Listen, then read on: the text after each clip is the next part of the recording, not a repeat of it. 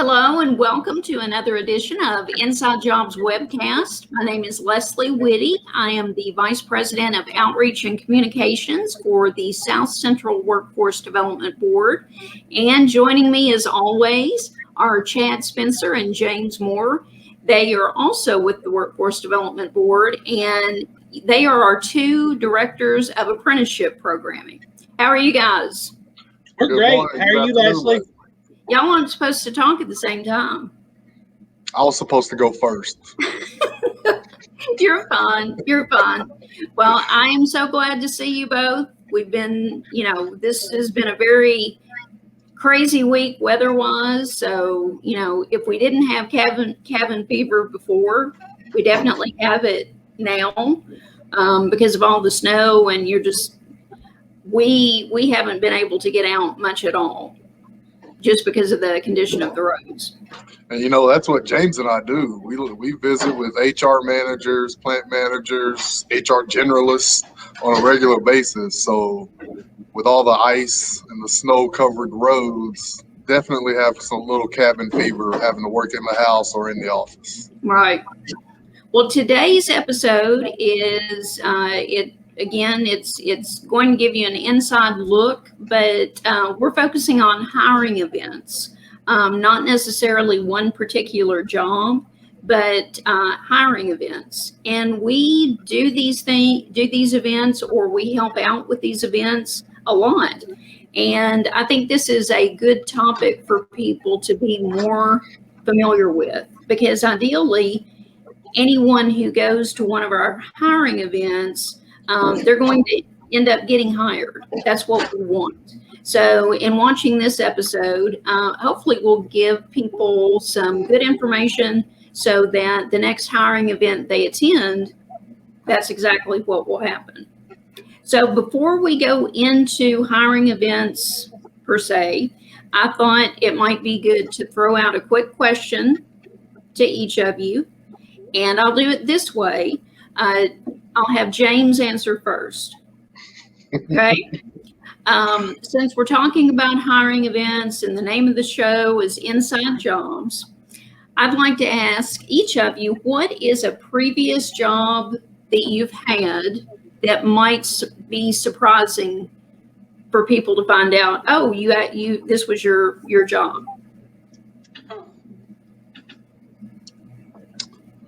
First one that comes to mind, I can't say on the air, but just kidding. Male entertainment? I'm not, Chad. No entertainment. I don't know. I've only had really 4 jobs my entire life. Okay. I don't know if you all know this. At one time, I was a horse trainer. I did not know that. Yeah, I had my professional license and everything, and I showed horses my entire life, and I trained horses. I did not know that. Yeah, we still show horses and stuff. My kids, yeah. So do you train them to jump over those things? Back when I was doing that, I would train them to run barrels and poles, Western pleasure, trail, that kind of stuff. It's timed events and all around events. Well, those are lots of terms I've never heard before. So very, very impressive, James. You definitely surprised me. Chad, what about you? I can tell you the only job I've ever been fired from. I was a paint scraper in high school at the Kentucky Downs. So my high school, we were selected for an invitational basketball tournament in Florida. And Kentucky Downs hired us to scrape all the paint off of all the fences out there. Our basketball team. Well, they gave us a golf cart and a bucket of lemonade, and we rode around the golf cart and drank lemonade all day, and then we got fired. So you never scraped anything.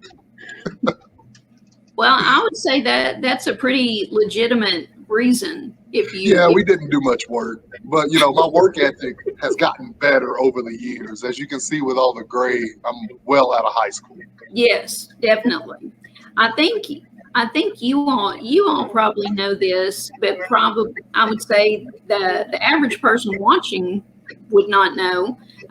But I think my most interesting job I've ever had is as a park ranger at Mammoth Cave.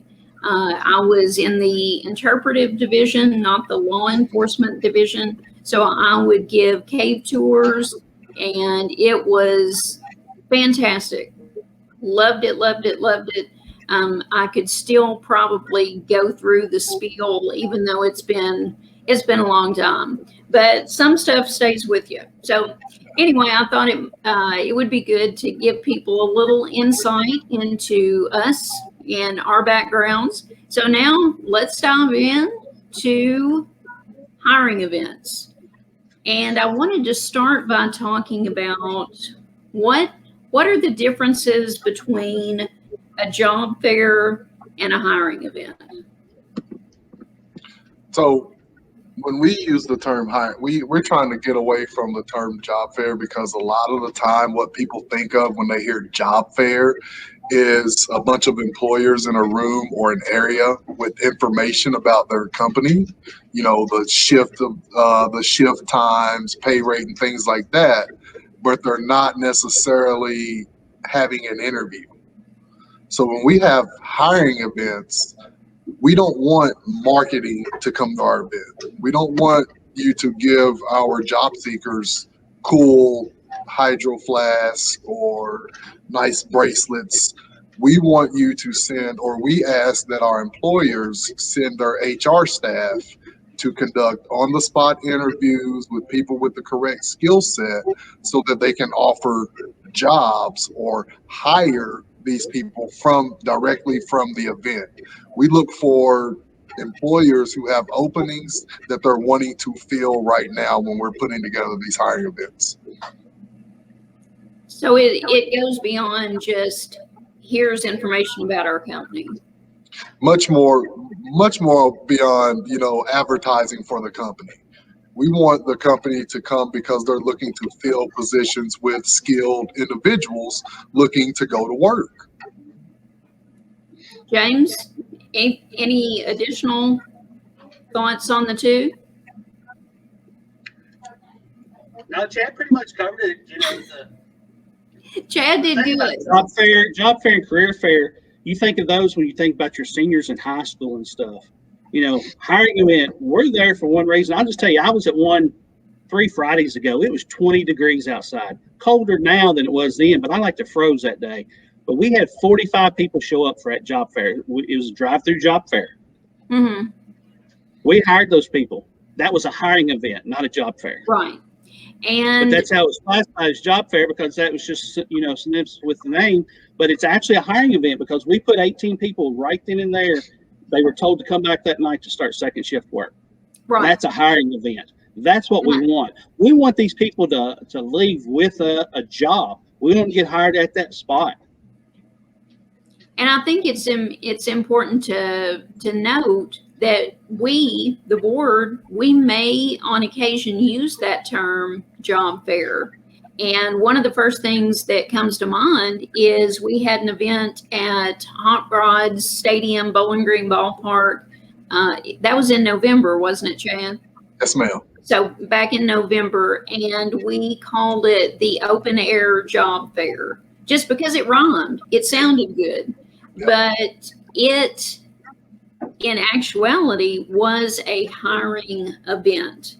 So when you see that the South Central Workforce Development Board is having an event, it's going to be a hiring event. The term job fair may be used if it sounds good, like drive-through job fairs.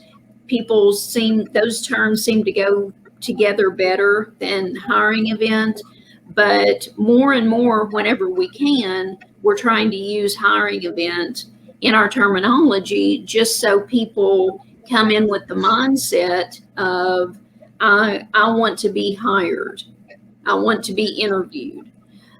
So I think that's important, an important distinction.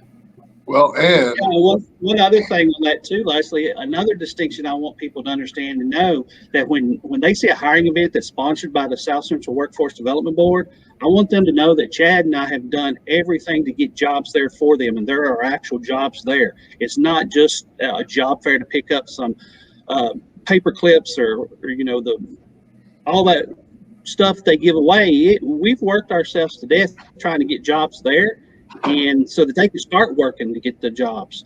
It is a actual hiring event, and if our name's attached to it, there's jobs there to be had. And to piggyback off what James was just saying, that's an expectation that we give to the employer. So the employer that comes to these hiring events, we've already had the conversation with them, James and I, that, hey, we're bringing you here because you have open positions that you're looking to fill. You're looking to hire people to do a job, and this event is catered to job seekers that are ready to start working tomorrow. Or in the case of the one a couple of weeks ago, second shift. If we have the hiring event in the morning, second shift starts. If you're well qualified and they hire you on the spot, you can start later that day. So when we're talking to employers, we make sure they understand if you're coming to this event, you're coming to extend job offers, not just get someone's information and call them later. If you're taking their information, you're calling them in for a second interview to move on with the hiring process. All right. One other thing, everything that Chad and I are saying is 100% correct, but I also want you to understand that sometimes you don't necessarily get the job that day, but we're going to work to help you get that job, because there are a lot of tools that we have that can help you as a employer seeker. So not only are we working with the employer side of it, one of the reasons why we want to do this is for you all to understand and know out there that there's opportunities for you all to get help being prepared for these jobs as well. Not just the fact that we're having hiring events, but we're here to help you prepare for those hiring events as well. So we do it on twofold. We help the employers to get there and make sure that they have the opportunities for you all to have jobs. We also make sure that you all are there and you all are at that pace that the employer needs to hire you for that job. So there's a lot of opportunities for us to help you. All you got to do is reach out. And I think it until you work behind the scenes, it's impossible to know how much work on the back end you all have done to get to that point. And I think that's very important to mention. All right, I've lost my cursor. Okay, now I found it. All right. So, and James, this goes hand in hand with what you were just talking about, why early registration is so important for hiring events that we're having. And that goes along with what you just mentioned. So I'd like to elaborate a little bit more on that. And the reason why we want those early registrations, a lot of people do their resumes and stuff, and a lot of them are good resumes. But the resumes can be written to where there's too much to them. You may have too much on there, may not have the right wording. There's keywords that you put on resumes, as the three of us know, because that's what we do. So the reason why we want these early registrants before these hiring events is so that we can put them through a program called Kentucky Career Edge, which is free to them. They log on, they can build a resume. A lot of people, when I talk to them, they say, yeah, I had one. I did it 3 or 4 years ago. Okay, that's great. Let's build off that. But 3 or 4 years ago, what's your work history in the last 3 years? Let's put this in here and let's make sure that we have what needs to be.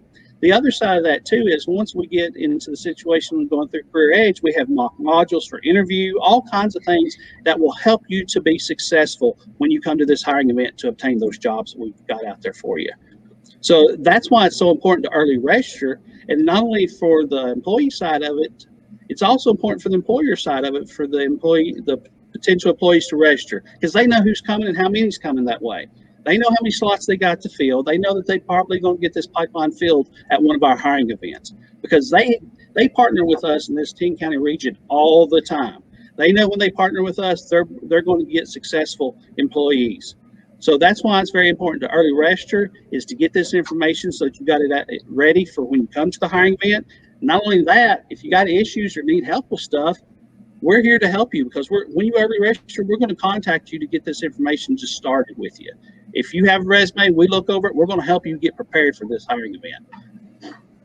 Chad? And just to piggyback on that, like Leslie said, you're not always going to be 100% successful. But if you register for the event, you come to the event, you do well, and it just didn't happen for you. That's okay, because guess what? James and I have your information.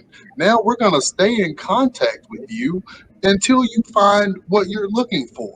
So you pre-registered, you showed up to the hiring event, you interviewed with 5 companies, it didn't pan out. A couple of days, maybe a week, you're going to get a follow-up call from either James or myself or one of the career team case managers, and we're going to talk to you about that event. Were you successful? And if you weren't, then we're going to start talking to you about other opportunities that we have, because it's not a churn and burn type of thing that we do. We want to grab you, work on your skill sets, and make sure you're successful, because ultimately the job seeker's success is our success. So we need each other. And I wanted to mention sometimes sometimes employers come to us and say, we're planning this event, can you all help us? And then other times the board itself will plan a hiring event. If an employer comes to us and says, will you help us with this event, they may not have pre-registration required. They may just say here, they may just give us the information. Here's the date and time for the event. But if that's the case, you can always go to the board's website and click the job seeker tab and fill out that information. And it serves the same purpose, because we are able to get your information.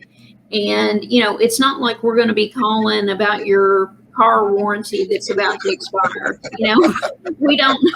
I promise you, we will make sure that Chad don't stalk you. We will not let him stalk you. Yes, we get that only because we want to help you present yourself in the absolute best way possible. Something that I notice in people, it is very hard to talk about these, hey, these are my strengths. These are things that I do well. And we can help you through that. We want you to have every chance possible of getting hired. So that's another reason. If there's not a direct registration when you see an event, go to the job seeker tab, because that still goes to us so that we can get you as prepared as possible. So we've talked a lot about hiring events. Do you all have some specific events coming up in the near future? Yeah, that's a great segue, because MHS Equipment, they're out of Washington County, Kentucky. They started a new facility here in Bowling Green, and they're having a hiring event February the 20th. As of today, which is February the 17th, they are still having their event on February the 20th from 10 a.m. to 2 p.m.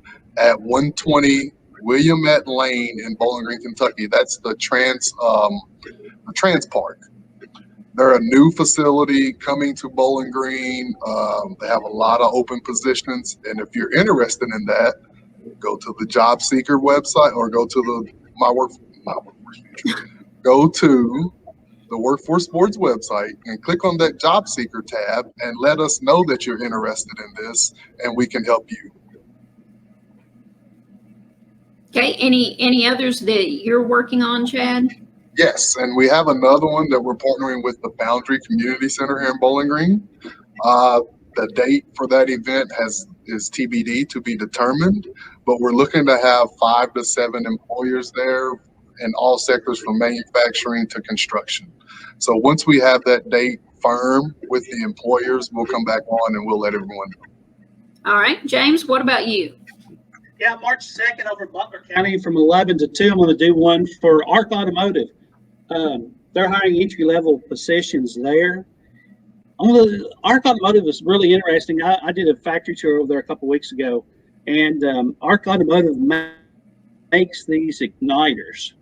If you have an airbag in your vehicle, then they igniters. Say it again, James. Igniters. Okay, you cut out of it. Okay, they make these igniters that makes your airbags explode. You know, I just had so much fun over there watching this stuff. That's the only reason I want to talk about it. But what this does is actually like a little bitty bomb that goes off in your vehicle when your airbag explodes.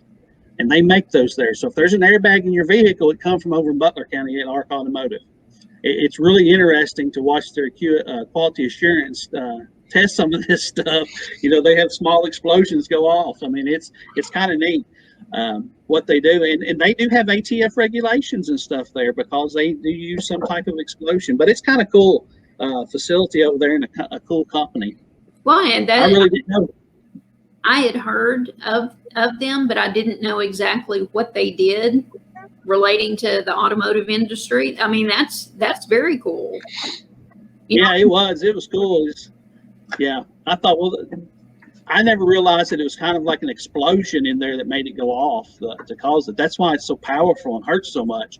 And they have to have such precision amount in there so it doesn't get too much or too little, you know, for the safety reasons. So it's very interesting. And you know, it's an important job because every vehicle's got to have those now. It saves lives. Absolutely.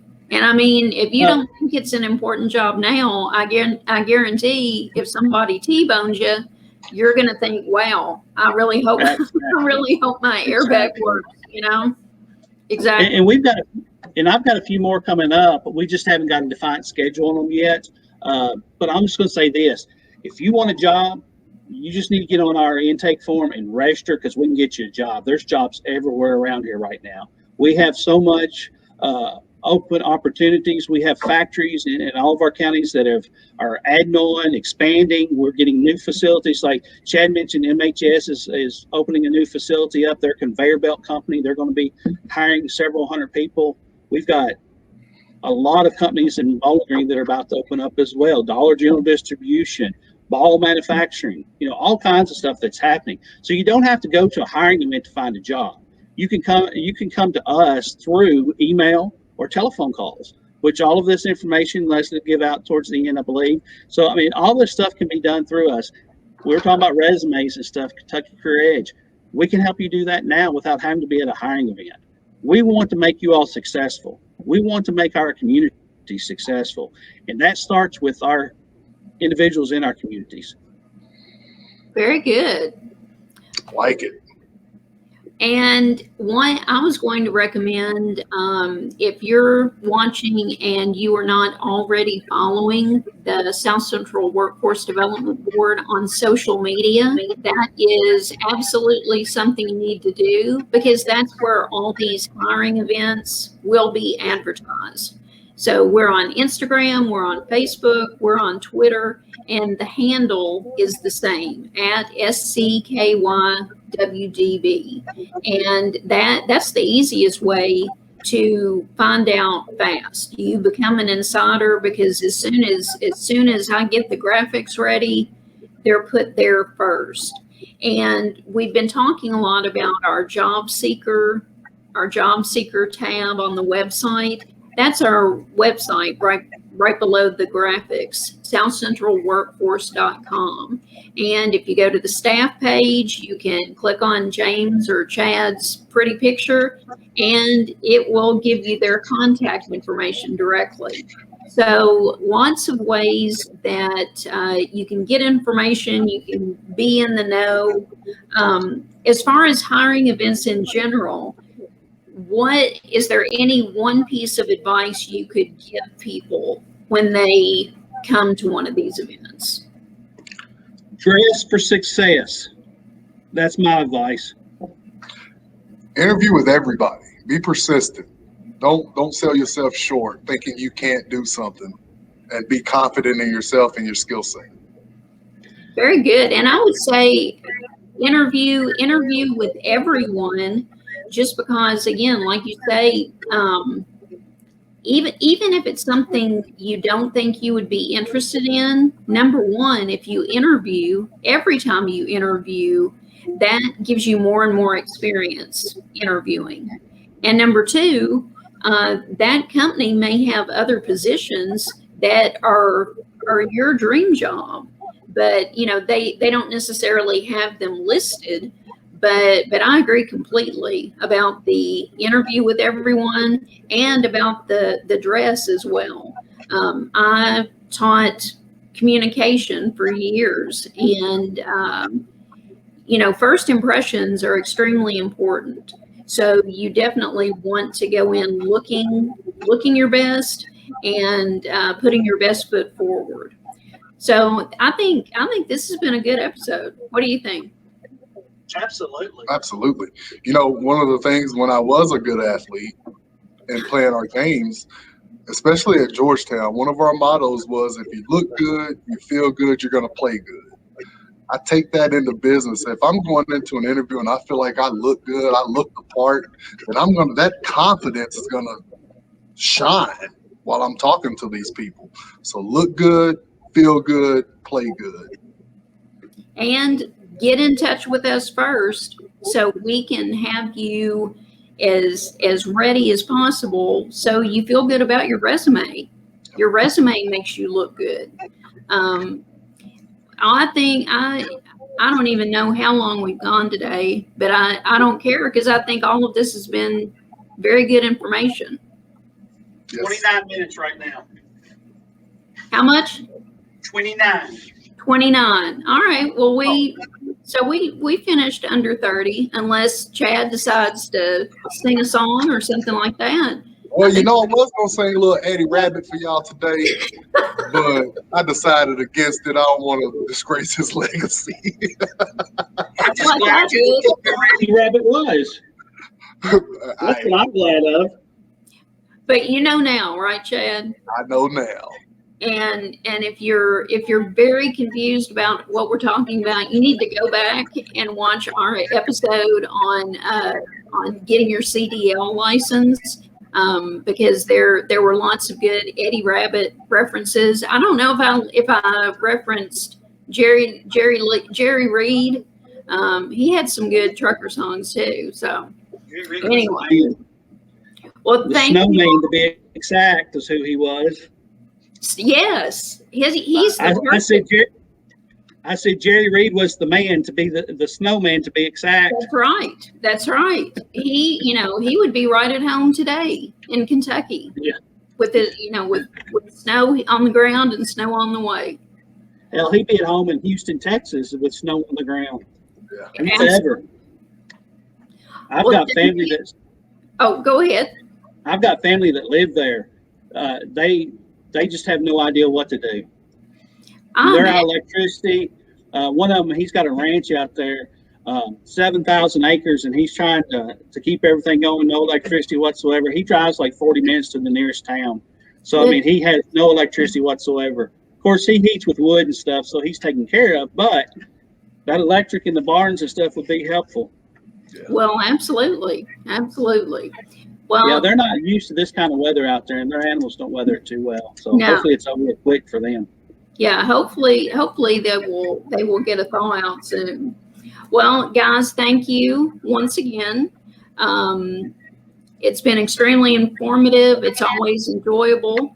And hopefully if you're watching, you got some good information and some key points as far as being successful when you attend your next hiring event and preparing for that event. So thank you for watching. Join us next time. Have a great day, everybody.